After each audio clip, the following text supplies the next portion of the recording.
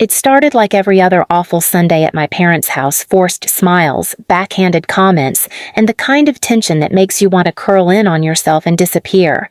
I hated bringing my son Ethan there. He was only 7, a sweet, quiet boy who never caused trouble. But my parents had made it clear that if I didn't keep showing up for these family days, I'd hear about it for weeks.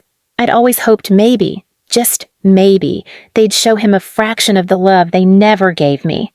But every visit proved me wrong. That afternoon, the sun was beating down as we all stood in the driveway. My sister, Amber, was leaning against my dad's truck, tapping away on her phone with that smug grin she wore whenever she was plotting something. She's been cruel since we were kids, but now it was worse, like every mean streak had been sharpened over time.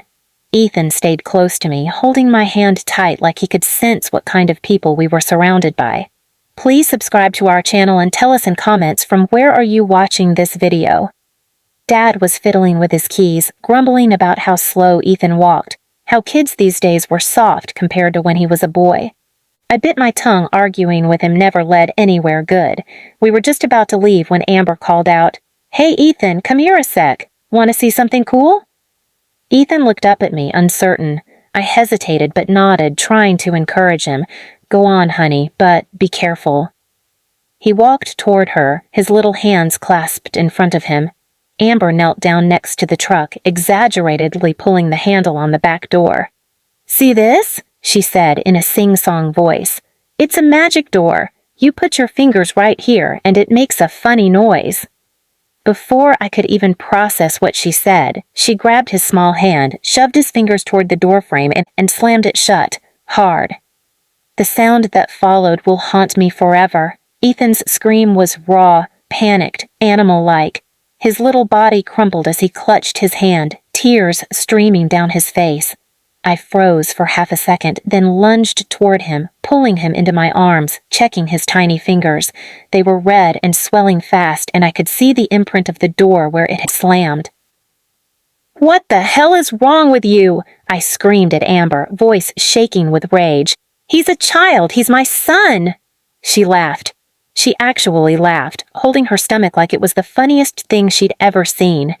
"It was just a joke," she snickered, glancing at Dad.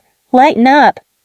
I turned to Dad, expecting, praying for him to say something, to finally defend me or his grandson, but he just leaned back on his truck, lips curled into that mean grin I knew too well. "That's what happens to useless kids," he said flatly. "Maybe it'll toughen him up." For a moment, I couldn't breathe. My ears rang, my heart pounded, and everything inside me screamed to grab Ethan and run far, far away.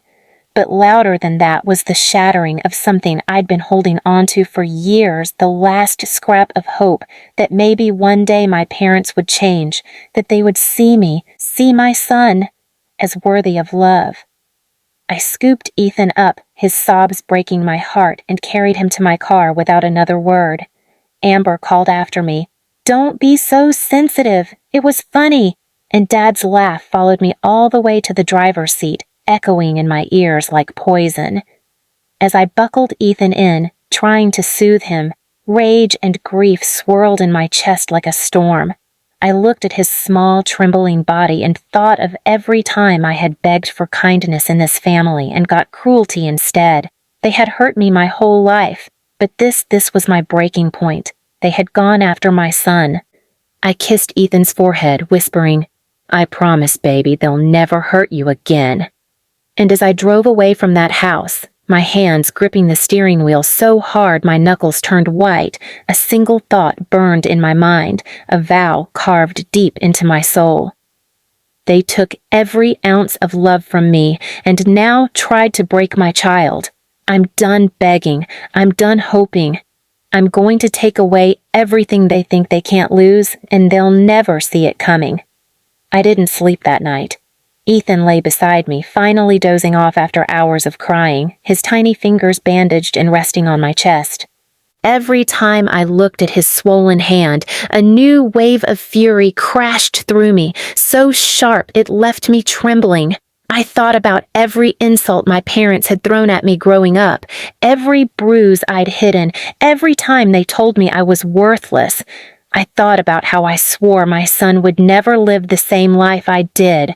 And now, Amber had slammed a car door on his hand like he was some kind of toy she could break for fun. And my father had laughed.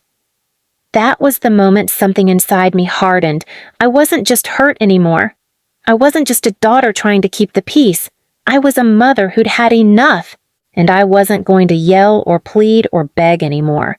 I was going to make them feel the kind of loss they'd taught me all my life, the loss of control, the loss of power, the loss of every single thing they used to feel superior.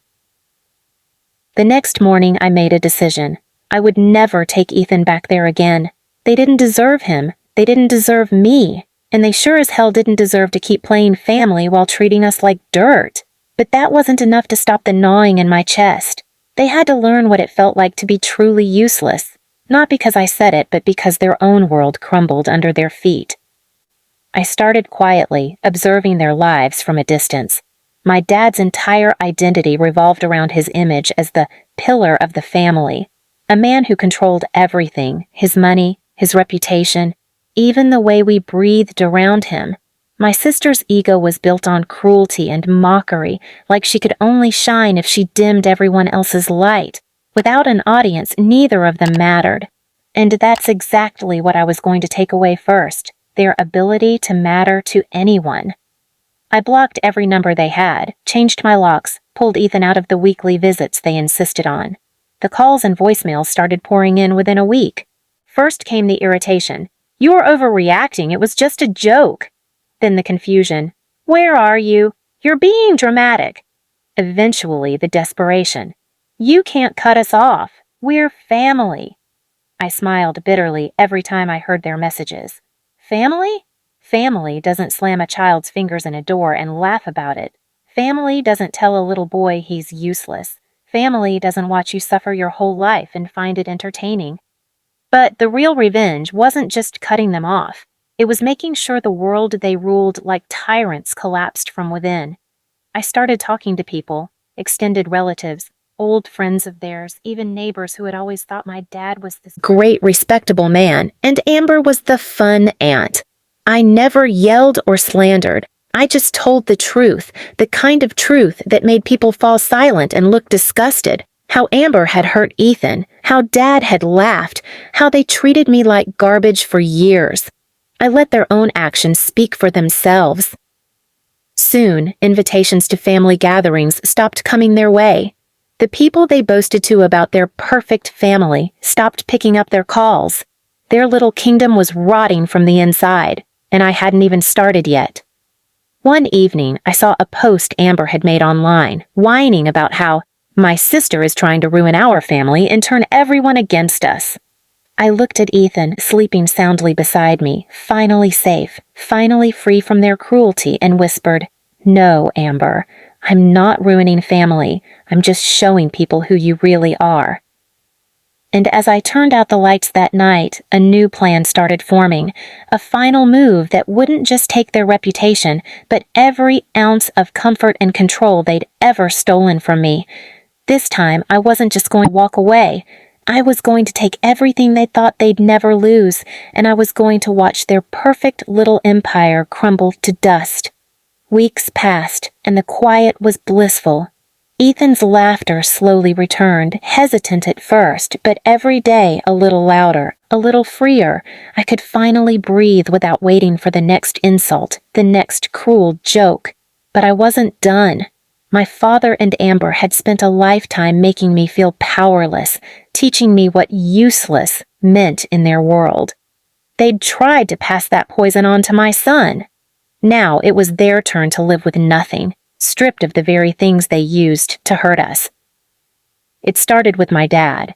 His entire sense of importance came from being the provider, the man everyone respected for his work, his connections, his reputation as a pillar of the community.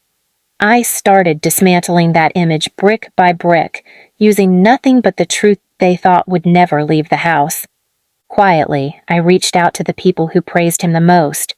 His boss, his drinking buddies, the folks at church who thought he was a family man. I told them what really happened that Sunday afternoon. How a grandfather watched his 7-year-old grandson scream in pain and called him useless.